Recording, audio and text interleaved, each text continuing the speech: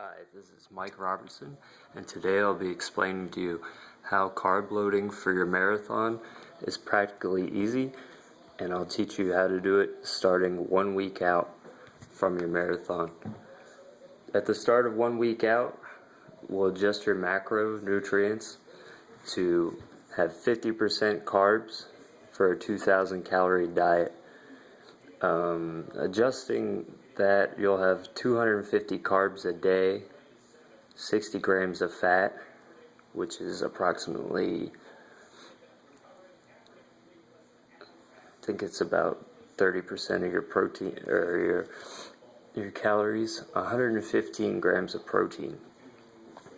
You'll want to maintain your training levels as far as what you've been doing already up until this point. This will allow you to deplete your carbs, all of your glycogen stores that you have in your muscles and liver. This is pretty essential in the carb loading process. Once you get roughly 3 to 4 days out, we'll go with 3 days out, we need to adjust your macronutrient levels again. We're going to up your carb intake to 70% of your daily macronutrients. This will put you at 350 grams of carbs. We'll leave you at 20% fat, which is 44 grams of fat, 51 grams of protein.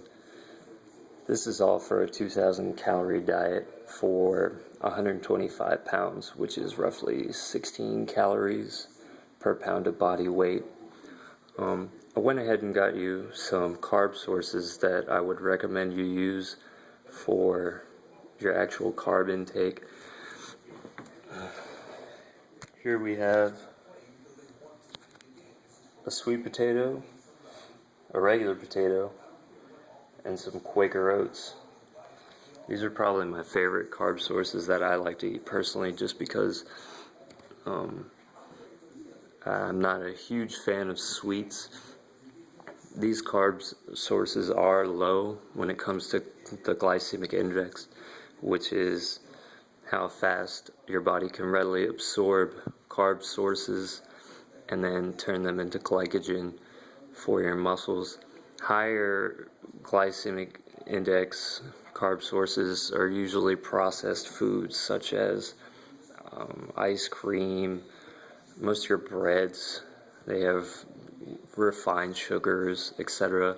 They cause a spike in insulin and blood sugar, which it's not as great of an energy source overall.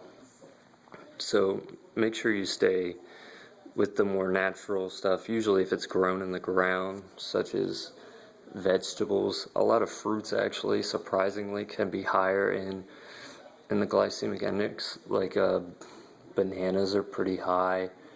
Apples are relatively low though, so if you want an apple, go ahead and have one.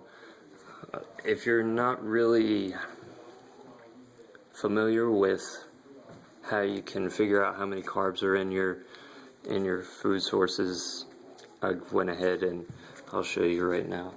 Get a scale, just a regular food scale, and weigh out your potatoes or whatever. And then I use calorieking.com.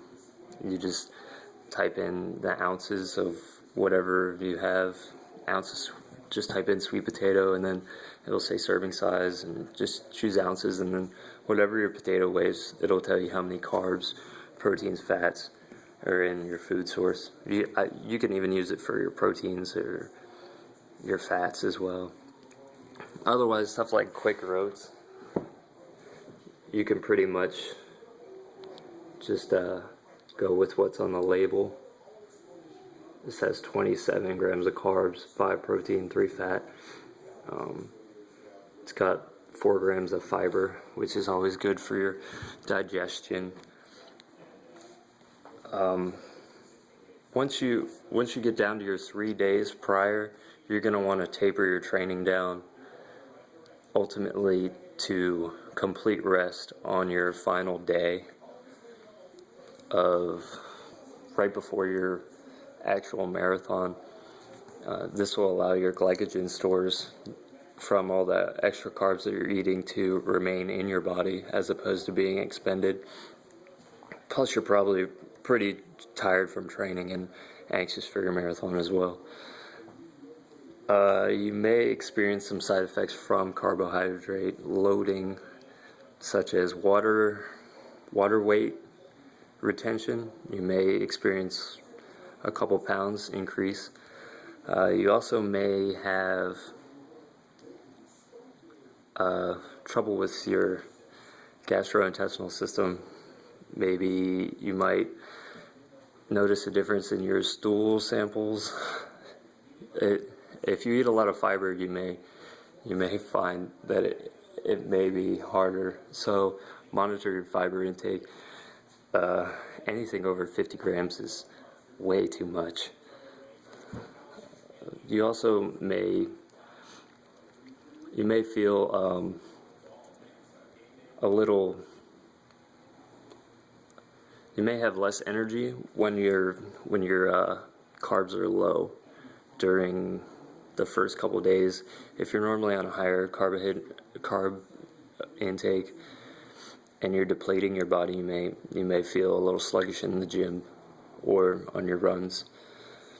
And then obviously once you start loading more carbs, it'll bounce back.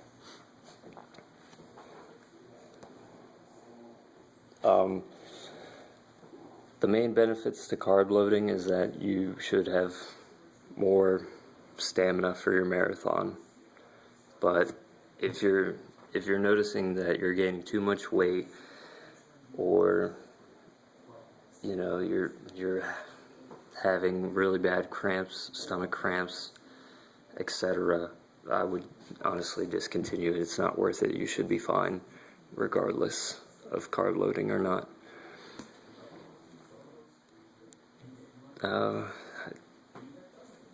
That should be it. Honestly, it's not very difficult. Let me know if you have any questions. Thanks a lot.